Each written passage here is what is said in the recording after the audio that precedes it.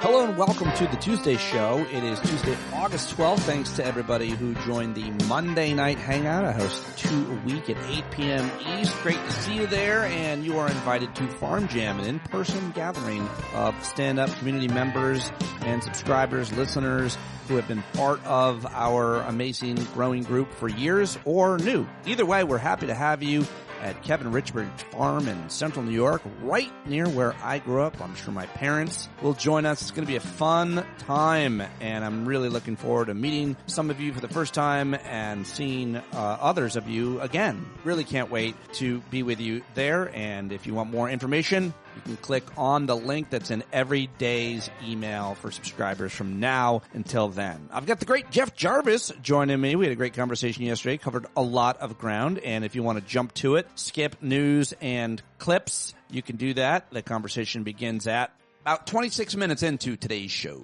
But I do have your headlines and a clip show for you. I am back, baby. At least for this week. It should be pretty routine and regular shows posting at regular times with the regular format. I hope. I can't do it without your support. This show is ad-free, but there are so many of you that have paid subscriptions, and I am so grateful for it. So thank you very much for being part of this community. And let's get to it, shall we? Let's start with those headlines. I got a clip show for you and a great conversation with Jeff Jarvis. Let's start with that crazy press conference yesterday where our tyrant, Mad King, led the National Security Administration members in announcing that he's going to seize Washington, D.C. and take control of the D.C. police, deploy the National Guard, made all kinds of claims about violent gangs and bloodthirsty criminals and homeless people. Nothing like demonizing and criminalizing people who are as down on their luck as possible. I mean, generally speaking, some people choose to be homeless, but a lot of them are mentally ill. A lot of them have had financial struggles or struggles throughout their entire lives. And the idea that we are criminalizing them, excluding them, demonizing them, or making it seem like they are violent is a travesty. But yeah, Schittler announced that he would place the D.C. Metropolitan Police Department under direct federal control and deploy the National Guard to the streets of D.C. And he's going to get those homeless people. And then he threatened to do it in a whole bunch of other cities in America. Of course, violent crime in Washington, D.C. has fallen sharply since 2023, shaking off pandemic increases to reach a 30-year low. A 30-year low, violent crime, on the day that Trump took office. It's fallen 26% further this year, according to weekly reports from the Metropolitan Police Department. The change in crime rates is consistent with dramatic decreases in violence in large cities across the country. Responding to the president's plan to put district police under federal control, D.C. Attorney General Brian Schwab called the move unprecedented, unnecessary, and unlawful. He said there is no crime emergency in the District of Columbia. Some reactions to it at LOL GOP posted, if Trump is going to send in the troops every time he's implicated in a massive child rape scheme, we're in for a long forever. And Anthony Michael Crease of Georgia State University, a legal expert and historian, said the president teasing martial law for multiple American cities is a dangerous authoritarian, unlawful power grab. The Anglo-American constitutional tradition has rejected this kind of arbitrary rule as far back as the Petition of Right in 1628. Yet here we are with our wannabe tin pot Charles I. How about that for a deep cut? And Heather Cox Richardson said in reaction to the press conference, it seems clear that Trump is mentally gone and that his team is consolidating power for President J.D. Vance. I still don't get that impression myself. The mayor of D.C., Muriel Bowser, refused to call Trump's D.C. takeover a disaster. She held back in criticizing the Trump administration's decision to send in troops because obviously that's a strategic tactic that she's taken. But she did say it was unsettling and talked about the drop in crime in her city of Washington, D.C. That was probably the lead story yesterday. Also, a U.S. district judge denied the Trump-loyal Department of Justice bid to unseal the Ghislaine Maxwell grand jury records. The judge said anyone who was following the Jeffrey Epstein case would, quote, learn next to nothing new by reading the grand jury materials.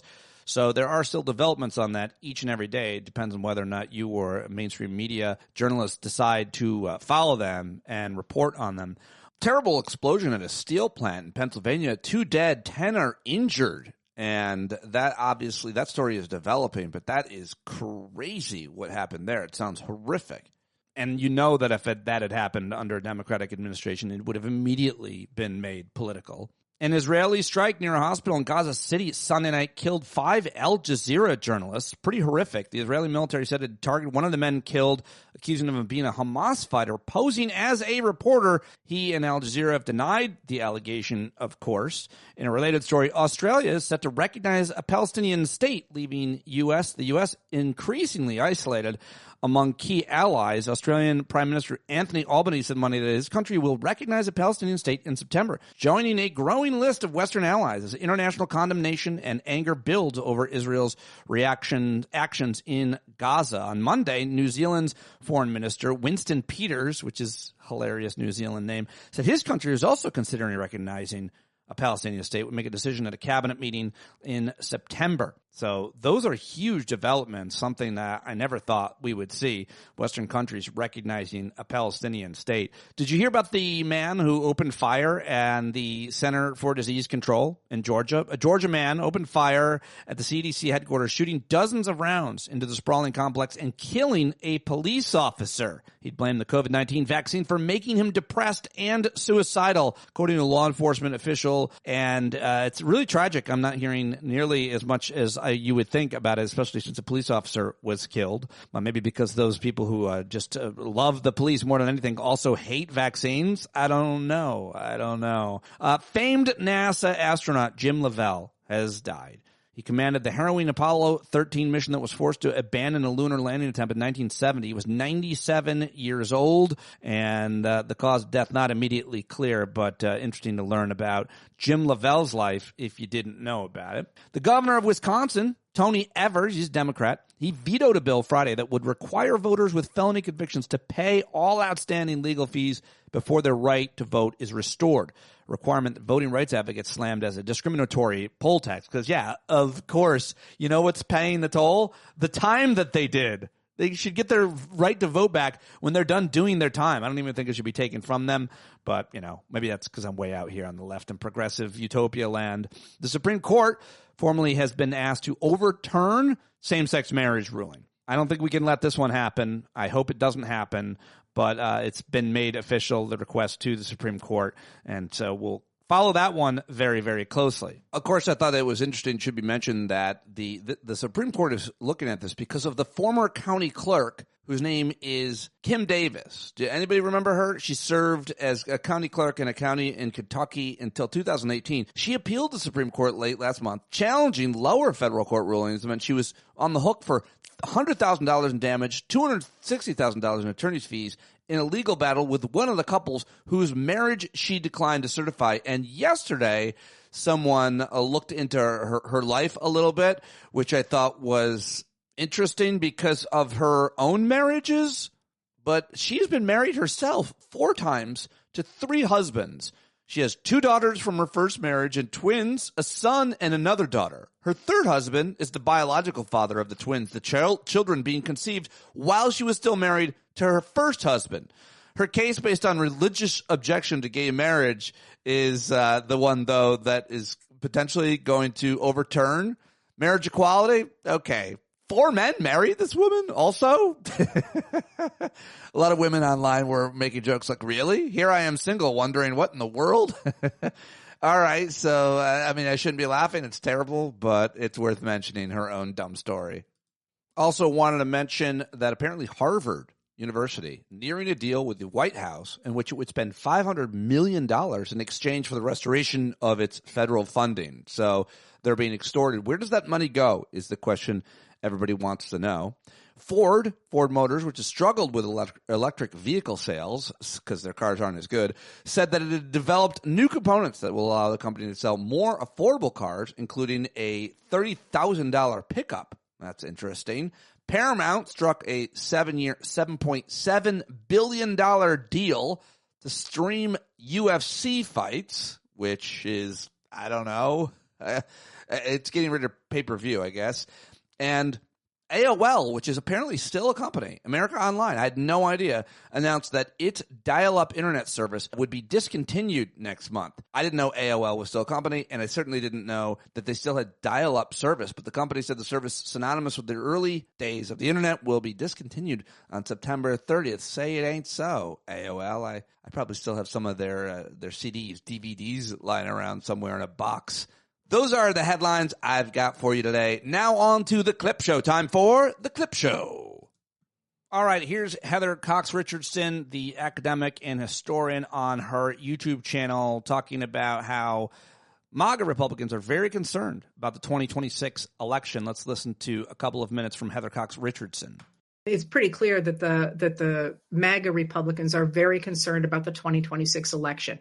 They're pretty clear they can't hold on to the House of Representatives without extreme gerrymandering. Now, it's worth remembering that we already have extreme gerrymandering from the Republican Party. And this has been an operation that they engaged in after 2010 with Operation Red Map, which was the attempt in 2010 to take over state legislatures in purple states to turn the district maps into such extreme gerrymanders that the Republicans would win extraordinary amounts of seats that they hadn't earned. And you saw that in North Carolina and Michigan, Wisconsin, Ohio, Kansas. There's a whole bunch of places that they did that. Texas, of course.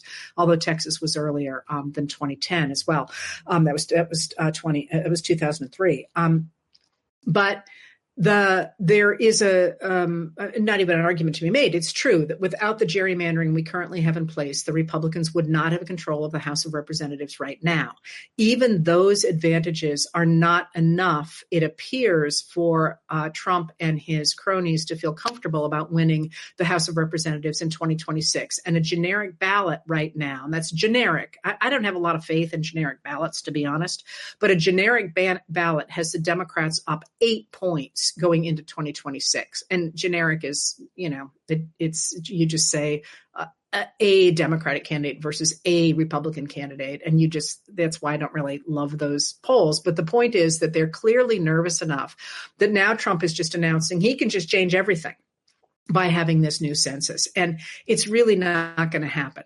But that being said, there is something in that is profoundly disturbing. And that is by trying to reorder our political system in such a way that undocumented migrants to this country are not counted, which, the reason we do the census is so that we can have representation fairly allocated among the different states, and so the federal government will allocate money fairly. If you take those people out of the population, first of all, you lose that sort of apportionment of federal funds, and this is a problem under the 2020 census, which was done under Donald Trump, if you recall.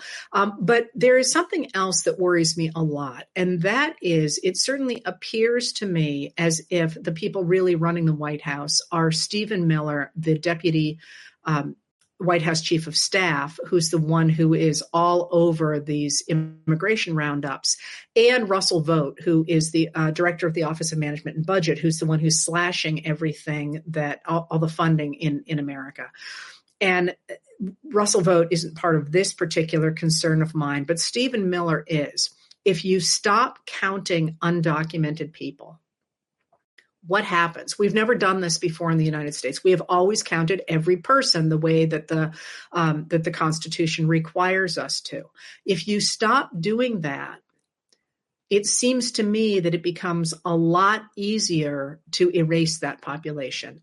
Exactly. And there's so much more to that concern. Great video, great commentary, as always, by Heather Cox Richardson. Go watch the rest of that. It's like an 11-minute video that she posted on her YouTube channel. And now let's go to Jamie Raskin, who I think this was on CNN yesterday, talking about the militarization of the police and the federal takeover of Washington, D.C. In any event, if he really cared about public safety in D.C., he would release the $1 billion he has held up and the Republicans have held up in funding for the local budget. That's all local money that they've put a hold on it. He would not have pardoned 1,600 insurrectionists and violent cop beaters on his first day in office, and he would not have sacked all of these experienced federal prosecutors at the U.S. Attorney's Office and the Department of Justice and replaced them with literal January 6th participants and lawyers for the January 6th defendants and other people who are clearly at odds with the actual public safety of people in the District of Columbia. Yeah, great points, as always, by Jamie Raskin on CNN yesterday. I love this from the governor of Illinois. This is J.B. Pritzker yesterday.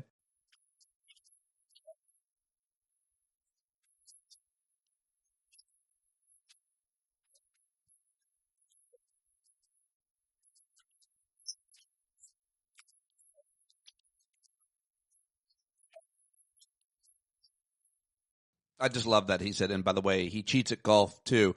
All right, here now is CNN's Jake Tapper talking to the governor of Texas, who is behind all of this redistricting or is carrying out orders from Dear Leader on CNN yesterday. About this is that you're attempting to do it in 2025 as opposed to waiting till the end of the decade, as normally is when the redistricting takes place. You've explained the Supreme Court decision that led you to do this. But what's going on, obviously, is not happening in Texas. It's not happening in a vacuum. We have Democrats in California and New York and other states saying, well, if Governor Abbott does this in Texas, we're going to add 5 Democratic seats. Are you not worried at all about a redistricting, gerrymandering arms race going on? And theoretically, is it not just better for voters to be picking their politicians instead of politicians to be picking their voters through gerrymandering? Well, to be clear, listen, all those big blue states, they've already gerrymandered. Look at the map of Illinois. Look at the map of California, New York, and Massachusetts, and so many other blue states. They gerrymandered a long time ago. They got nothing left with regard to what they can do.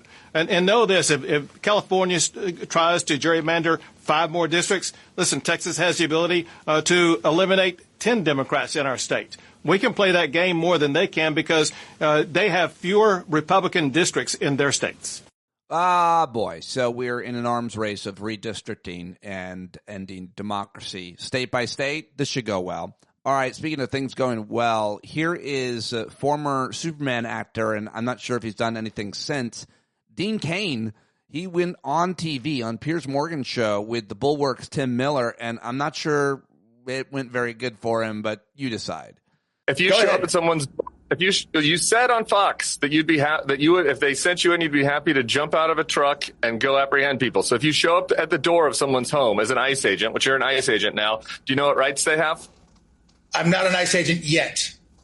Oh, okay. So yeah, so you are an untrained former actor. You are an untrained former actor. I am a former actor. I'm a former professional football player too. So when I run down a resume, I mean, so it's stupid. I'm just telling a fact. Yeah, you're untrained. Denigrate it as though it's something negative. You denigrate it like it's something negative. Like you know what you're saying. So quit trying to gloss over it. It's ridiculous. It was snarky and it was stupid. I'm telling you why it's negative because you don't know the job. You don't know the job. That's why it's negative. It's nothing. You don't know that I don't know the job. You're just assuming. Did you know I was a law enforcement officer? I just asked you, do you know what migrants' rights are? If you show up to someone's house as an ICE agent, do you know what rights they have? They have all the due process rights of anybody in this country. Okay. So do you need a warrant signed by a judge to apprehend somebody? This is ridiculous. I'm not a sworn ICE agent yet. The whole segment is ridiculous. What is happening? What is happening? Well, at least you said they all deserve due process, even though that's not what they're getting now. And he certainly wouldn't be giving them that as an ICE agent. I'm not sure why Tim Miller didn't mention that. All right, moving on the Clip Show. What else do I have for you? New York Times columnist Charles Blow with this video. Donald Trump is basically taking over D.C. Hello, is anybody out there? Is anybody in this thing? There's going to come a point where everybody realizes that there's no one coming to save us. The Democrats are not going to be able to save us. The only thing you can do is massive resistance in the streets. Yeah, he's right, but I don't see it. Do you see it? We talked about it at last night's hangout, but I wanted to make sure I play that because he's absolutely right. Let's see, what else do I have for you? I saw this over the weekend. This is a former United Kingdom, former British Supreme Court judge, Lord Jonathan Sumption, discussing the threat that Trump poses to America, and I like it. Dishonest, narcissistic, ignorant, and inexperienced. His autocratic tendencies were perfectly obvious in the campaign, and I would have regarded that as more important than the particular issues.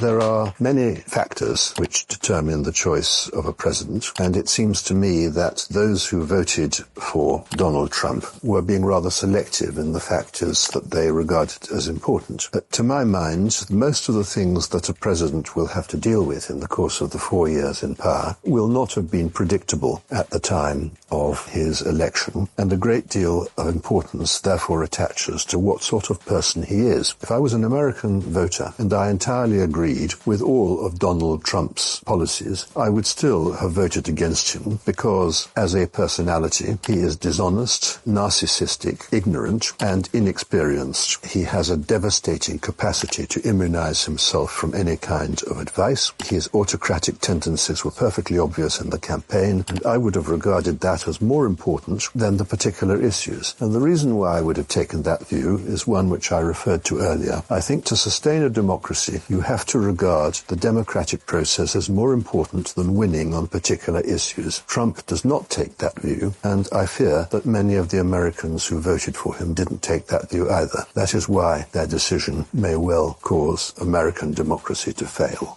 There you go. Could do without those clicks on the edit, but I thought that was pretty good. Okay, and what else do I have? I love John Dickerson. He's one of the last good journalists in network television. He's on CBS.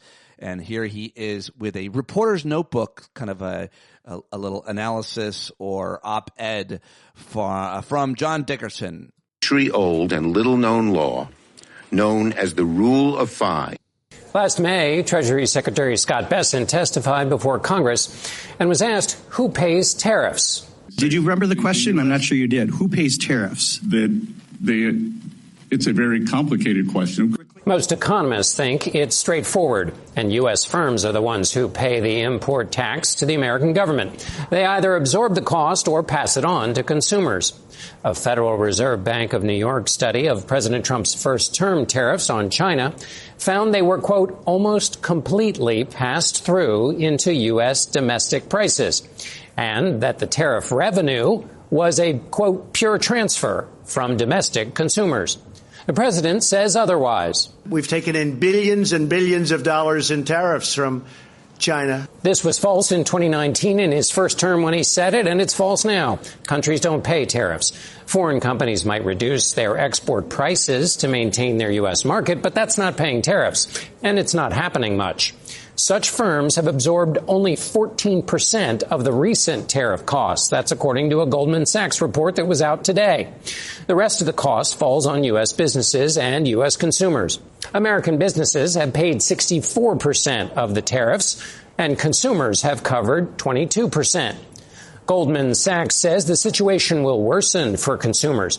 Soon, they're expected to cover 67% of the tariff burden as companies like Nestle announce that they can no longer absorb the costs. According to a July estimate from the U.S. Chamber of Commerce, before Trump's tariffs went into effect on August 7th, the combined import tax for America's 236,000 small businesses would amount to $202 billion annually. That's approximately $856,000 per firm.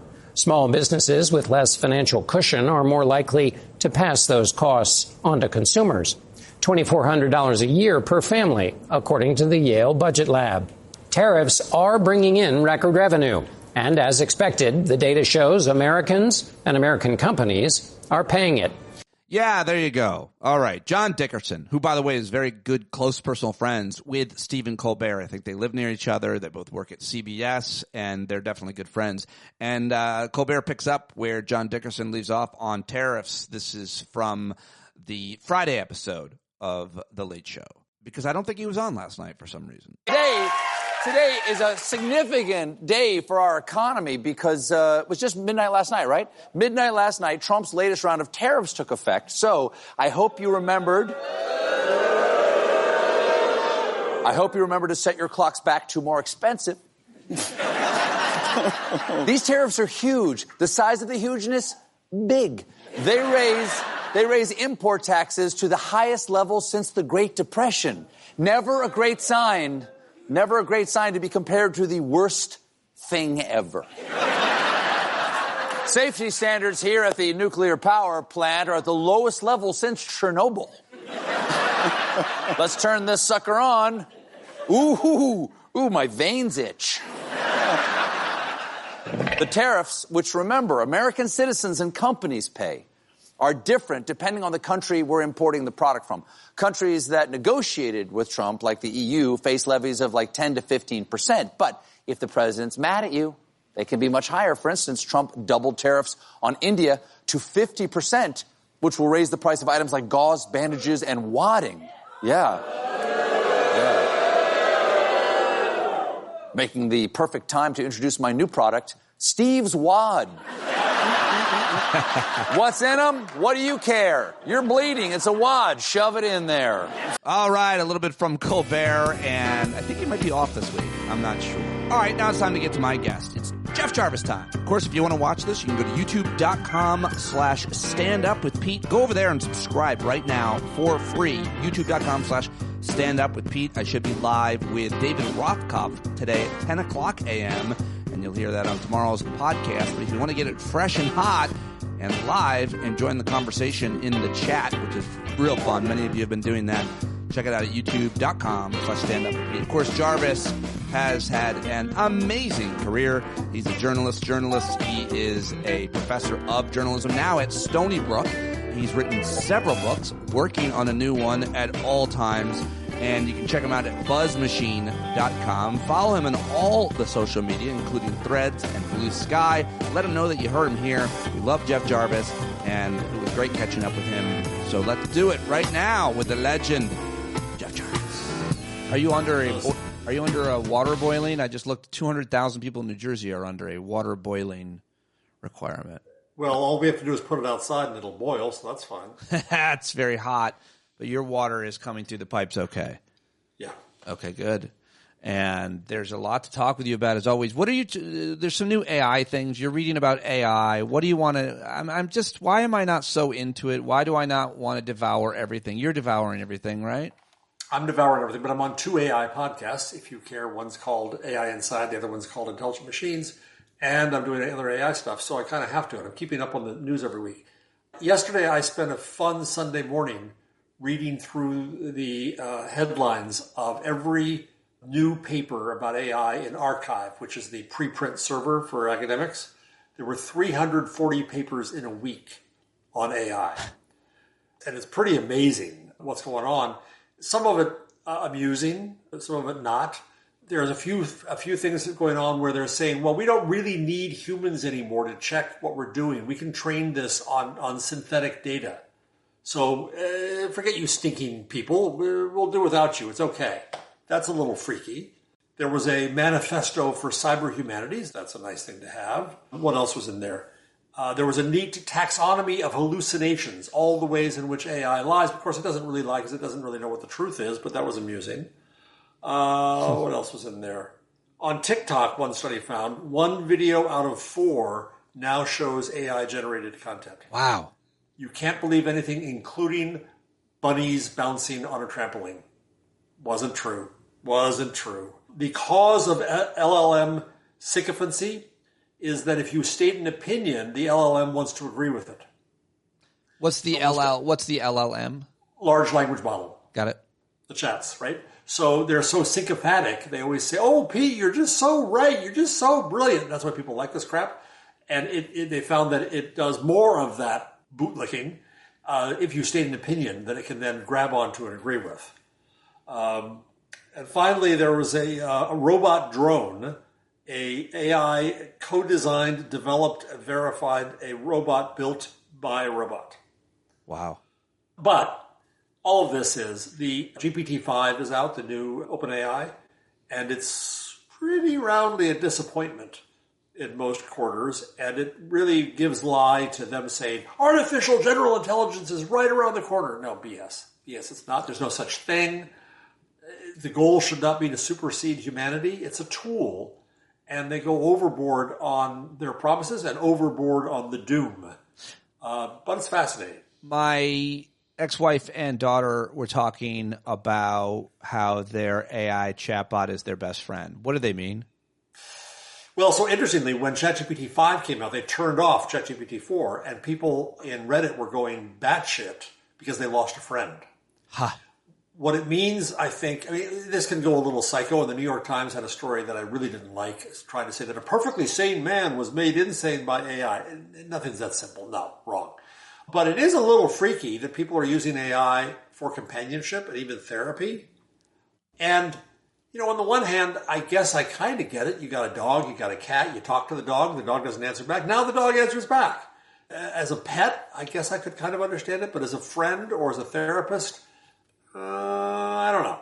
Why? I mean, it sounds great for people who are lonely, or even if you're not a lonely person in general, you're lonely right now and you just want somebody to talk to or something to talk to. It's a good point. My reflex, my knee-jerk reflex to say that's a sad commentary on society. Sure. But I'm presuming a norm that was before.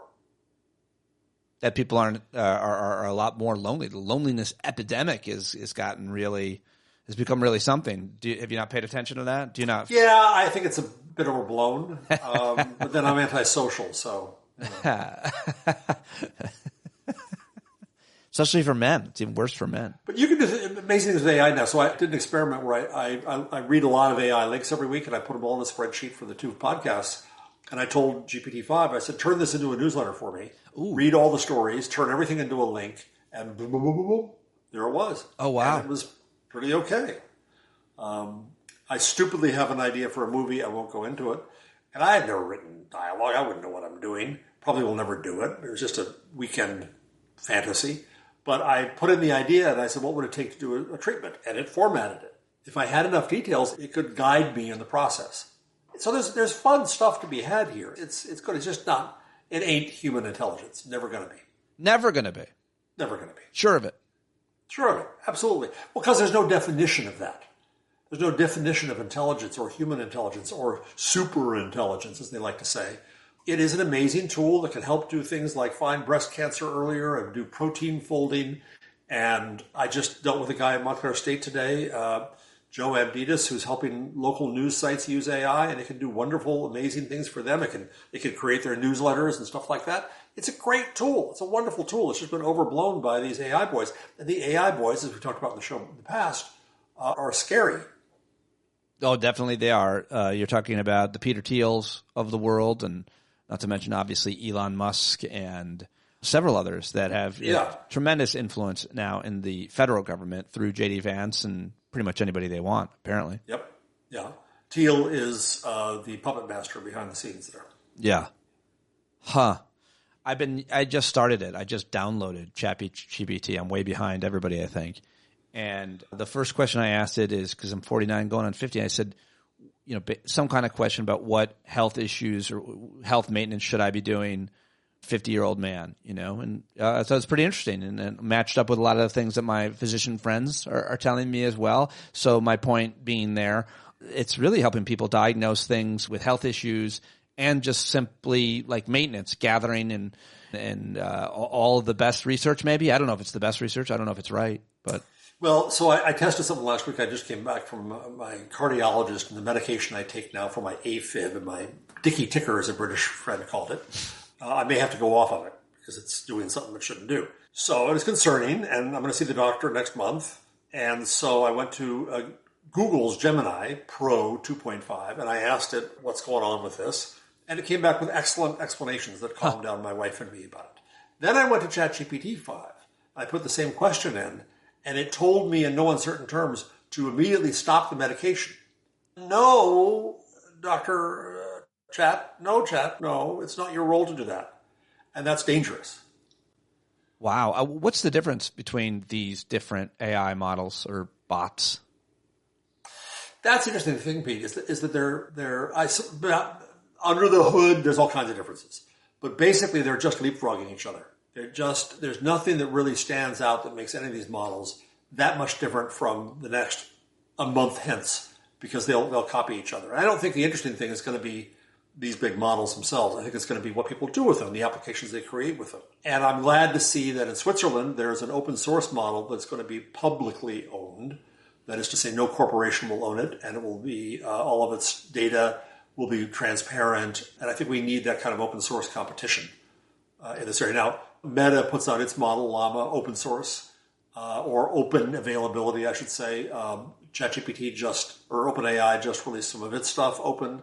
Google has been releasing stuff open. So that's all good. At Stony Brook, where I also help out, they have a librarian now for AI, and he's running a Llama model there, and he can put it against the collection that the university has and do all kinds of interesting things. That's possible at a university because it's open source. So I want to ask you about a million other things, obviously, besides technology, which you, like you said, host 2 podcasts, co-host podcasts, and read and write about all the time. And just get this out of the way, you and I were brought together by the Howard Stern Show, where I first discovered you when you were calling in. Howard loves and respects you and your opinions on things, always have. News that it's SiriusXM is canceling the show. Do you believe it? You heard anything? No. I think it's all negotiation. I think that Howard's contract is, I guess, about up. And I think he's always been torn.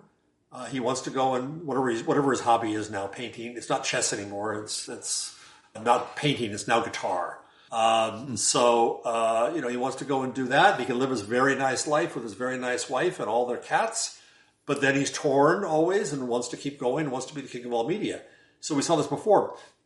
When Colbert got canceled, which I think we both agree is a horrendous sin, I fought back. And at the end of Howard's first contract at Sirius, I got a call from Don Buchwald, the legendary now late agent or manager of Howard's. And they wanted to look into what it would mean if he shifted from Sirius to YouTube. So I put Buchwald in contact with the guy who was then in charge of all entertainment relationships at YouTube. And finally, Don came back, and I had talked it through with YouTube, and I said, what an opportunity. I went to Eric Schmidt first. He put me in touch with the guy at YouTube. Huh. They were all saying, what an opportunity this is. I said, Howard Stern can be the king of the internet. This is amazing. They said, yes, this is amazing. We want this, yada. And Don was looking into it, I'm sure also for negotiation purposes, to say, well, we got another deal over here, YouTube. But he finally came back, and basically the YouTube guy goes to them. What a fool. What a damn fool. And imagine how things might have been different if Howard had then gone to the internet. Do you know how many people? Would have been.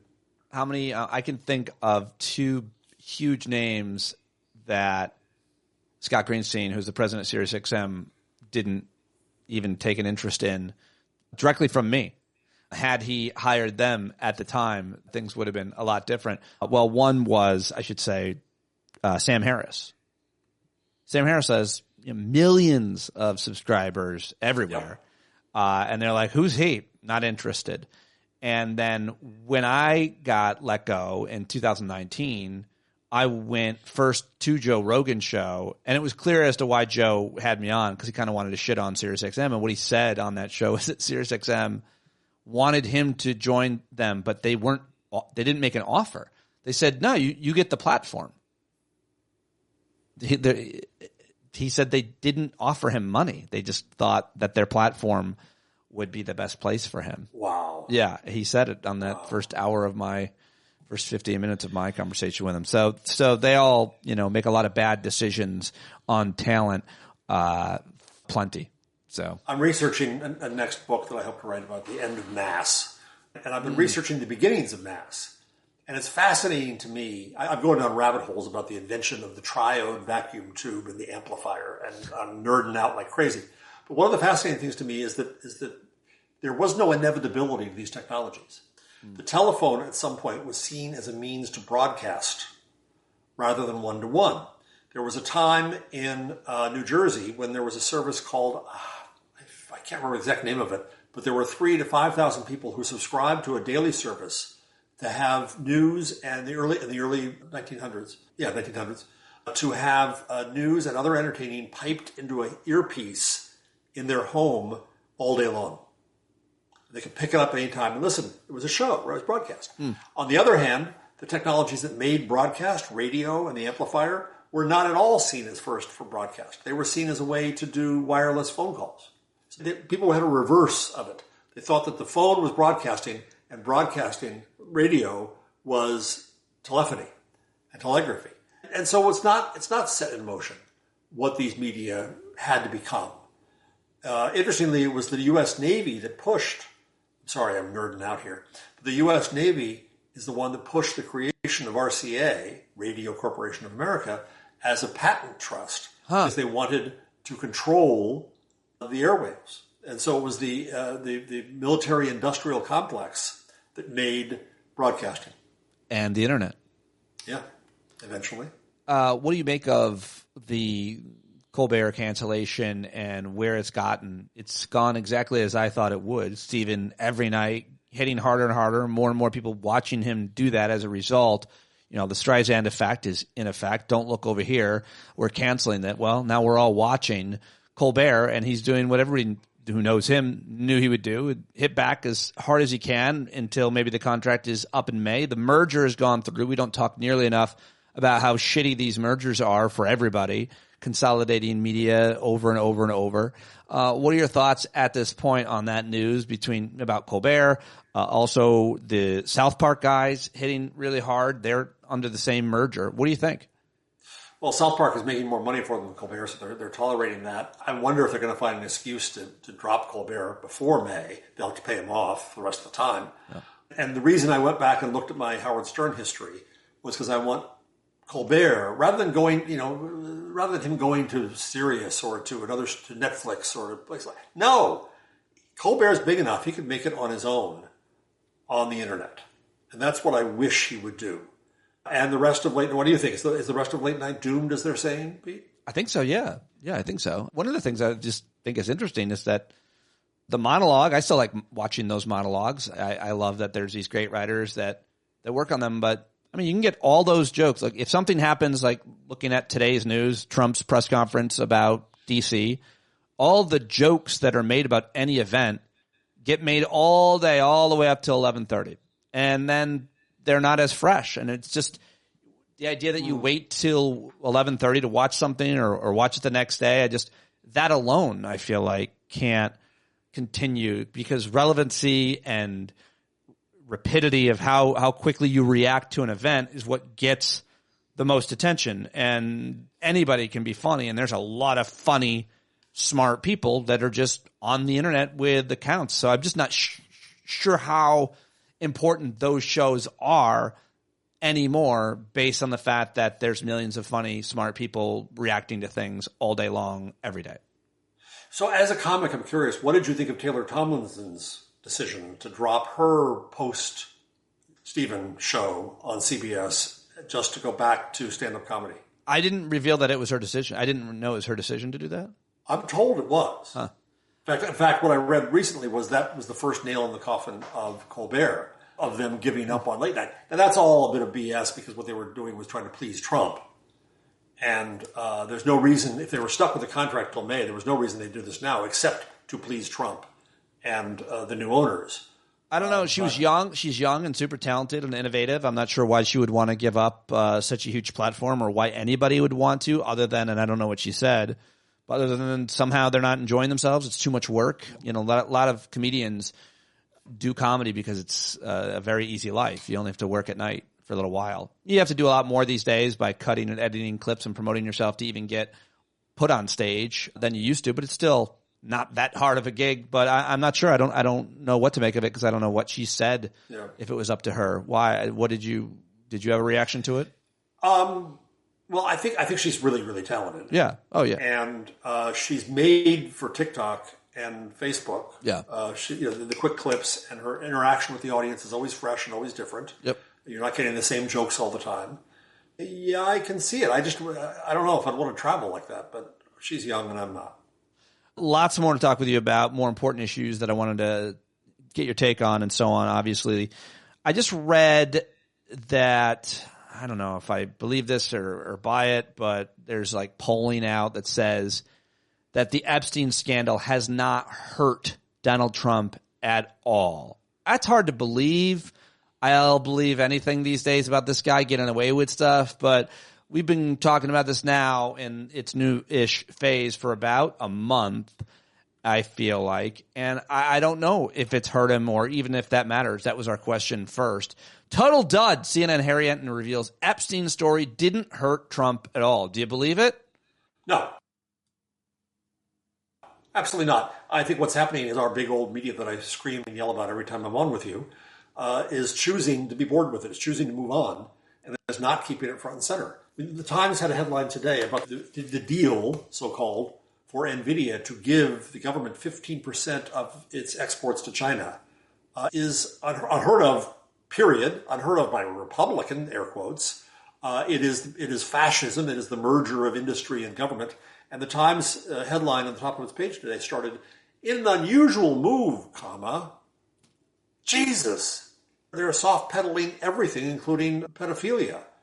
If they stayed on the case, Trump would be under the pressure to do something, and they're letting him off the hook again. NVIDIA makes chips. The headline is, Trump says NVIDIA will hand the U.S. 15% of H20 chip sales to China. The federal government is telling privately or a publicly owned company to give them a cut of their sales for what? Yes. So it's like the reverse tariff. The tariff is Trump's tax on all of us. Now he's taxing companies to do business outside because it's AI technology. They needed a license to sell these lesser chips than their most powerful chips to China. And Trump approved, but he approved after blackmailing them.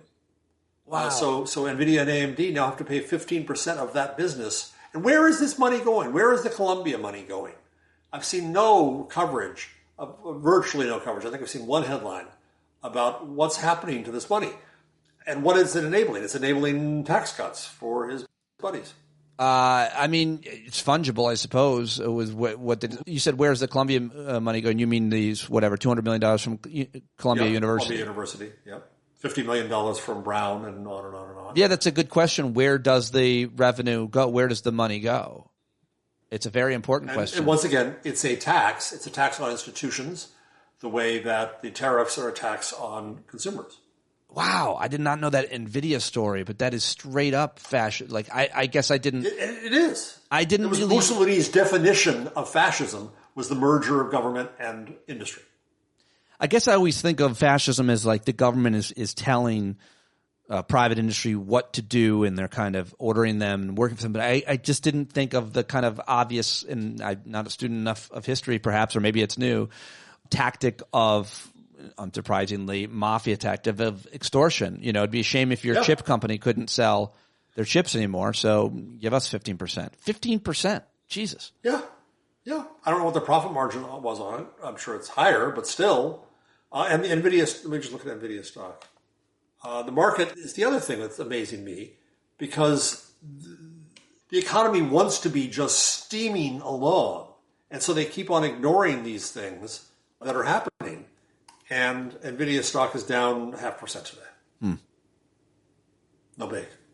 And it would seem, I'm seeing this reporting from a lot of economic reporters that so far the tariffs, the New York Times had the episode on it this morning talking to CEOs. They were talking to Andrew Ross Sorkin, saying that it hasn't really created a tremendous amount of disruption yet. But the prices haven't hit the store shelves yet. And it's going to. Your Starbucks coffee is going to be $7. Your orange juice is going to be a lot more expensive. Your strawberries are going to be more expensive. Car parts are going to be really, really expensive. This is where we're going to be. And the Times had a column about 2 or 3 weeks ago saying, oh, maybe the economists were wrong. Well, the tariffs, the tax, I want to keep calling it a tax, hadn't really hit our pocketbooks yet. Right. And he'd walked back so many of the original numbers as well. He taco trumped. Taco, yep. Yeah. It's crazy. The other kind of theme I've been seeing coming out, and I sadly I don't think I can disagree with this, is that there's not enough revulsion. There's not enough protest. There's not enough revolution. It's just kind of happening, and we're just letting it happen in every city in the country, in every state in the country. We're outraged. We're scared. We're upset. We don't really know what, if anything, we can do. General strike in the streets every day, and yet people are just trying to get by and pay their bills and pay their rent and their mortgage as well. Household debt is way up, by the way. I just read that. But I mean, what do you think about? Do you think that's a the right narrative is that Trump is kind of getting away with everything without there being enough pushback, from the deportations to the tariffs to taking over entire cities, apparently, with federal police, federalizing the police? Yes, I think so. And there's a lack of outrage. There's a lack of shock at this. I start the blame with our media because that's where it should begin. That's where we should be getting the context to say, not just in an unusual move, to say this is really dangerous and has never happened before, and here are the implications of it. And as I've said on the show before, if you're unwilling to use the word fascism, then you can't explain fascism. Ha! You cut that off. What do you think is going to happen Friday in Alaska? Apparently he said Russia by accident or something today, Trump. Yeah, he did, yeah. Well, it's close. I see it from... By the way, I'm in the minority of people who don't see Trump like degrading mentally. I feel like he's always been a dolt and an idiot and a dotard and he's never had a huge vocabulary. He's never been particularly eloquent or articulate about anything. He's always going off on these tangents. Right. And I don't know. Do you think that there's like a noted degradation, or do you agree with me that he's always been like this? Oh, I think he's always been like this. He's gotten a little more insane and a little more inarticulate. Has he gotten more insane, or has he just gotten away with more without? It's a good point. He is his own Overton window. He's crashed through it. He can't put words. He never put words together well, but he has more trouble putting words together now. His cankles are in bad shape. I think it's got to have an impact on him. He is old, but he's an idiot. He's an uninformed, ignorant, malign idiot. And that's the problem. And I fear he's going to do huge damage. Putin is going to come in and just string him like he's a marionette. I think poor Zelensky, from Hunter Biden on, poor Zelensky has to deal with his crap more than anyone else on earth. Yeah, indeed he does. I think that's probably the person suffering most from it outside of Palestinians, I suppose. Yes. Speaking of that, so Israel killed a journalist and 4 crew members in one obvious hit. And there, too, you'd think among journalists there would be outrage.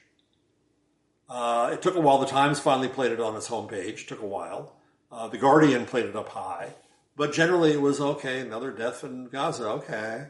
You'd think at least killing journalists would get journalists more upset than the 60,000 or however many thousand people. Israel said the journalist was a Hamas member. No evidence, but they said it. So do some reply boys on the socials, yeah. Have you ever seen a armed conflict in your entire career where the dominant country, the aggressor, did not allow journalists in, no matter what, to report? I mean, I feel like that's the most egregious thing that Israel has done, outside the violence and the tactics and the rhetoric and so on. Like, the one main thing is banning journalists from your event makes people think that something nefarious is going on. Banning journalists to cover a conflict that you are the primary aggressor in, we've never seen that. We've seen efforts to keep media out to some extent. As I remember, I could be wrong about this, the Panama invasion didn't have a lot of journalists. Well, that was like okay, fair. And that was 1980s. But I mean, like, in terms of Iraq, in terms of Afghanistan, you try to control the message. The government obviously always does try to control the message. And of course, they had a lot of American journalists embedded, which is not objective journalism if the people that you're reporting on are also protecting you in an armed troop carrier. But to not allow even flyovers and to penalize those who do cover it, and then to kill journalists purposely, I don't think we've ever seen anything quite like this. And this is, I think that, I've had to change my own mind about this because I was raised in America, and America was the ally of Israel, and this is awful. I do think it's genocide, but there's still a lack of outrage commensurate with what's happening, I think. Yeah. It's true on certain quarters, but you look at how the New York Times and our Democratic politicians are steering clear of Mamdani. It's, I think, unpardonable. The Times has had a vendetta against him and is finding every excuse they can to praise even sexual abuser Cuomo. The fact that the New York senators and governor have not yet endorsed him means it's a de facto endorsement of Cuomo. And why is this? Because he's a controversial view, what they think is a controversial view on Gaza, which is not nearly as controversial a view as they think. I think that's the best observation. We saw Pete Buttigieg fumble it on Pod Save America yesterday. It is not nearly as controversial as they think to not be so. At this point, who is so many Israelis, so many Jewish Americans, diaspora is waking up to what is happening there and kind of running from it, or obviously criticizing it in the harshest, or at least not certainly overtly supporting Israel with the kind of naked support that they've always gotten, regardless of the crimes they commit. I think the tide is. I mean, it's you don't have to support Netanyahu to support Israel and the Jewish people, but Netanyahu is worse than Trump because he's killing people. Oh, he's a monster. Yeah, and he's doing it for his own domestic politics. Exactly. Yeah, which is usually. Though I think that in the end, Robert F. Kennedy Jr. may kill even more people over time than Netanyahu. He's so dangerous, and what he's doing is so dangerous, and it's one of the scariest and worst parts of this regime is what they're doing to HHS, what they're doing to research, what they're doing with vaccines. The doubt that they sow, it's hard to measure the damage it does. I've been tracking informally conspiracy theorists forever, and especially around the anti-vaccine movement, which has only grown more and more to the point that the leader of it is now the most powerful person in healthcare in America. What do you think of his latest moves ending the RNA, which is a miracle technology? It's a miracle technology, and I've had cancer twice in my life, and minor cancer light, prostate and thyroid, but it matters to all of us. And to cut off research, to decide for ignorance, to decide not to look into things that could save lives is impardonable. I saw somebody, I forget who it was, on the socials put up a poll, one of the meaningless, ridiculous social polls. But hey, we click. Who's the most dangerous? Which Trump cabinet member today will cause the most long-lasting danger in the country? Hegseth, the Justice folks, Kennedy. It's got to be the people in charge of research and health, because the other things can be changed almost overnight, even if they're institutionally done, whether it be the Pentagon or even the Supreme Court. But when you cut research that's in motion, that's been funded, you can't get back a lot of that. And you also can't get back a lot of the scientists. I mean, I think we're seeing a bit of a brain drain, if not a huge brain drain in America, where researchers and scientists that normally funded their work are leaving for other countries, including China, who has the money. And so I would say the answer to that has got to be RFK and all the rest of the people at HHS. Dr. Oz, fucking douchebag. And once again, the New York Times is doing puff pieces on some of these people. Dr. Oz not too long ago. It's just stop. Yeah, I'm glad you're on top of them and criticizing them all the time. And it's very, very important. I was going to say, one of the most dangerous people, worst people, is Kristi Noem, because she's in charge of DHS, which is obviously overseeing these horrific deportations, family separations, and so on. And I like to think that's why the South Park boys picked on her. But I think it's RFK. Yeah, I think it's just you don't see, like, it's one. You see videos of families being separated, of people that are selling fruit on the side of the road being, knocked down and beaten and kidnapped. And those are visceral and they're horrifying. You don't see research being cut. You don't see diseases stop being researched. You don't see cures ending. You can't see that. You can experience it, you can hear about it, but you just don't get that kind of reaction. It's really important. Yeah, I think you're right. And they like to frame abortion in that light.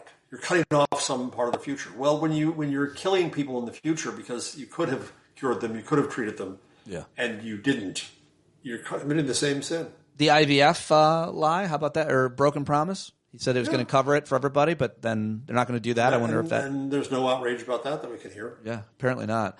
What do you make of this story around gerrymandering? This is not a sexy issue. It's hard to understand kind of what that means. It's not that hard. It's, drawing districts around the people that are most likely to vote for you.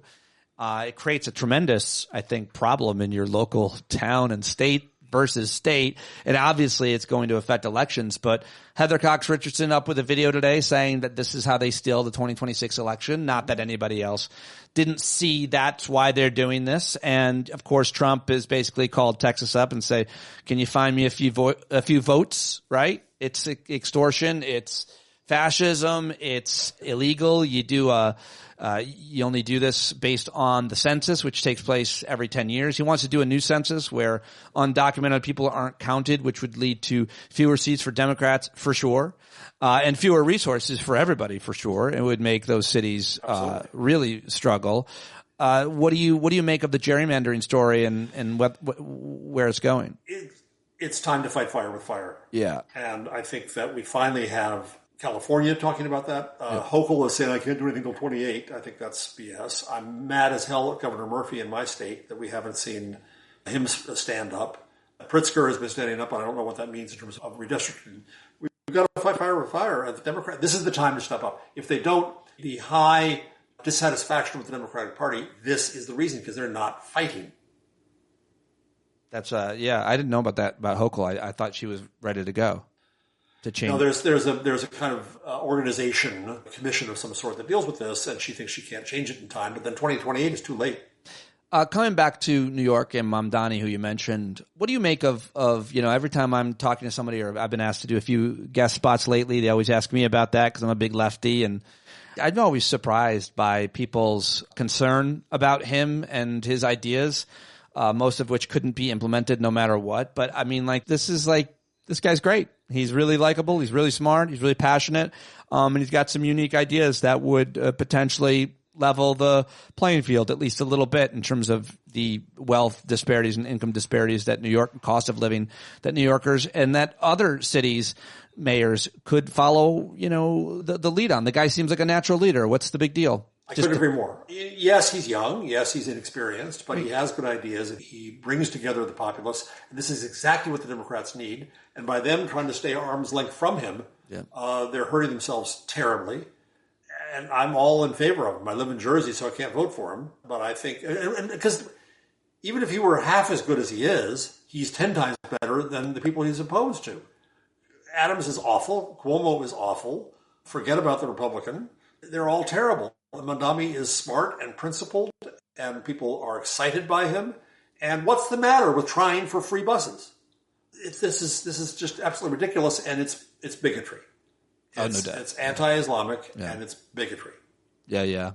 And getting back one more time to the Epstein thing, is that going away? No, I hope not. I'll ask you a second. I think it may go away in media. I think it already is. You're not seeing the story out there as much. So they could allow it to go away. Do you think the Rogans and company will let it go away? Maybe. I don't know. I'm always so angry when Republicans talk about child welfare and act as if that's something that they care more about than liberal Democrats. I think that is a narrative that unfortunately has become mainstream, and I think it's egregious and completely wrong that Republicans want to protect children against abusers or protect children, period. They cut policies that support children. They refuse to pass policies that would make the lives of children infinitely better in terms of health and education. They're anti-abortion and anti-women's health care. And this idea that they want to protect children from sexual abuse when you're far more likely to be abused by a man of the cloth than many other. It's just preposterous to me. But if they do really feel that that's an issue, then they have a choice to make. They either follow the guy who has protected pedophiles, or they admit liberals were right. And clearly, because they do see the files, clearly they know that it's worse for them. If they thought that this would be bad on the Democrats, they would probably do it. And the Democrats will say, fine, we'll, look what was done by Gillibrand to Al Franken. They'll do that again. They'll dump their own. That's never a problem. Who would they dump? Bill Clinton? Who's? Well, yeah, who cares? There's nobody else that's even being talked about that's an elected Democrat. There's no elected Democrat. There's probably no elected Republican.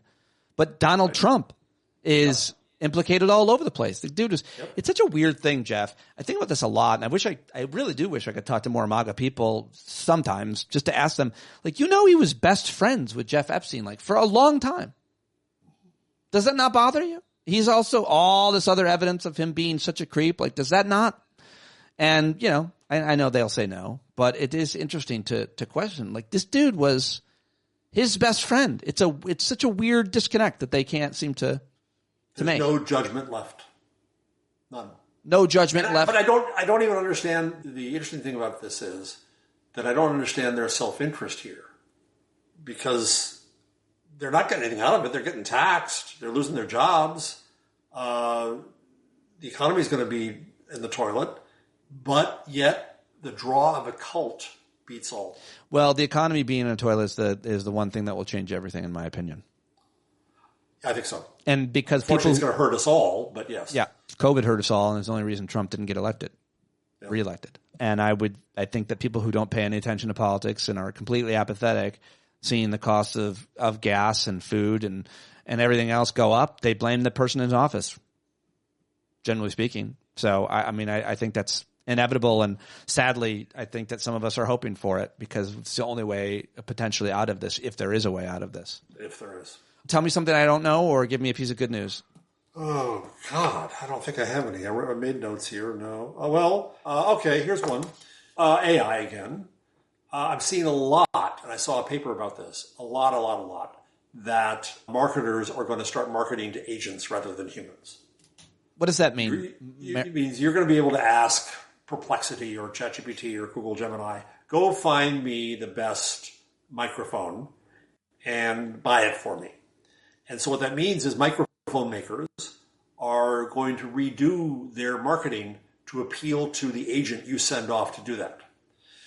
Now, the good news there, what's the good news there? The good news is they might stop bothering us, the advertisers. Because they don't care about our attention anymore. They care about our agent's attention. Oh, that's interesting. So again, how would it look if I wanted to buy a thing? I would go to my... So right now... including a house or a car or a...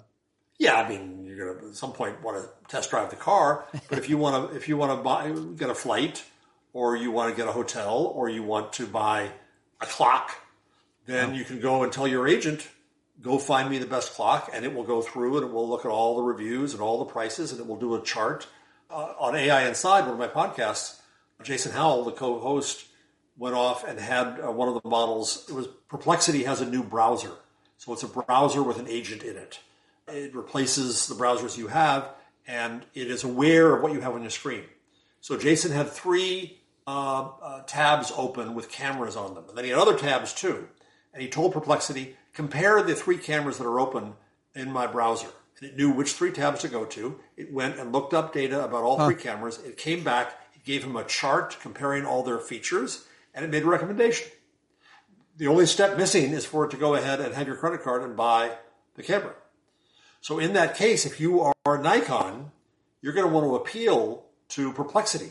You're going to want to set up your data so that it is read by Perplexity and used to make the recommendation to Pete buying a new camera. Oh, wow. Well, I think I like that.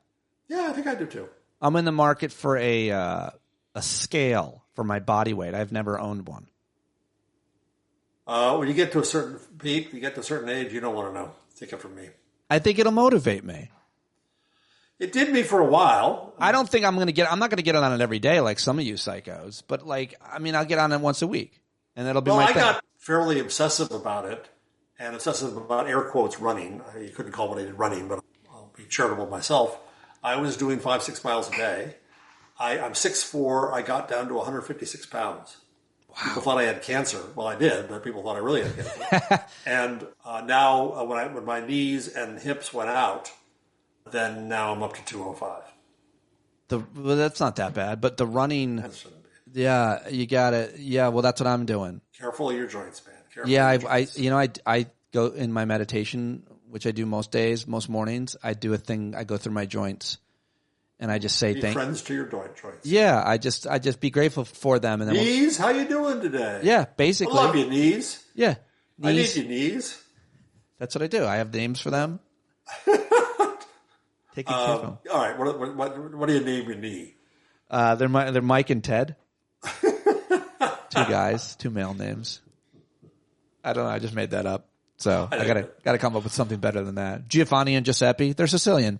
That's nice, yeah. All right. This has been great, as it always is. You answered all my questions, all of them, with a tremendous amount of comprehensive information and wisdom, life experience and credibility. And I am very grateful whenever you join me, sir. And I am always grateful to be asked. Thank you. And say happy birthday to Kim Nyborg's daughter in the chat. Oh, cool. Kim, happy 10th birthday to your daughter. Happy birthday to some you. Good news right there. To be 10 again. Ah, yes. When everything was in black and white. Love you. Appreciate you. Thank you for joining me, pal.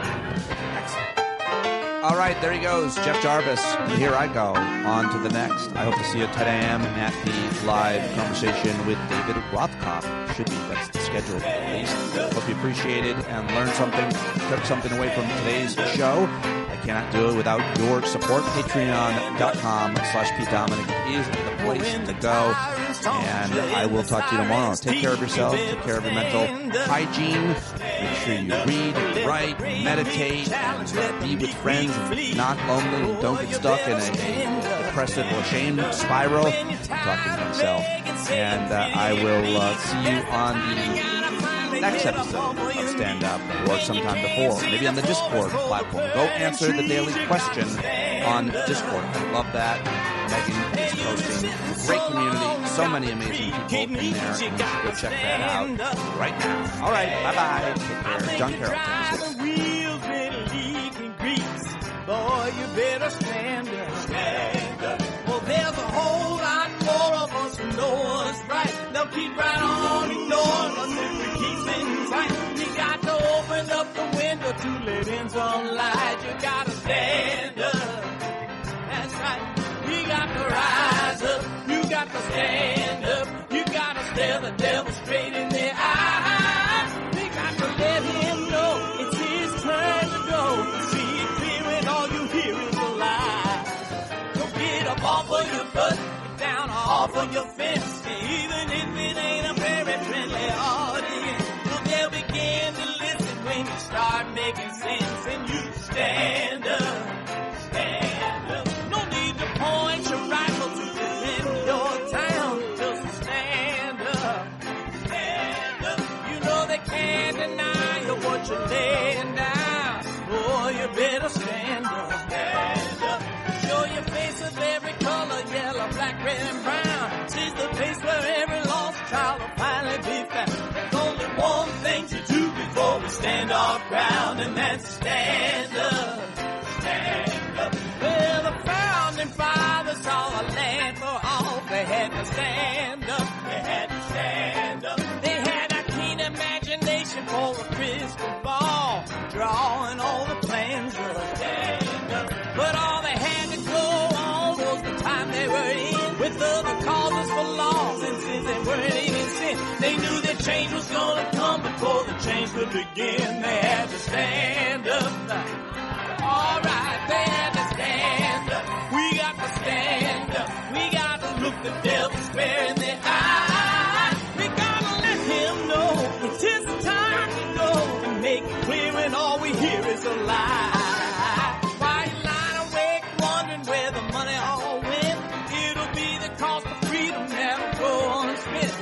See him flee the scene of that experiment if you stand up. Alright, we got to speak up, we got to reach up and raise your voice in every way you know how. Don't be toes up, you got to show up. Ain't no better time to do it but now. No need to pledge allegiance to no wanton tribe. Rise up, show obedience to the voice inside, and listen well and it'll tell you not to run and hide. It says stand up.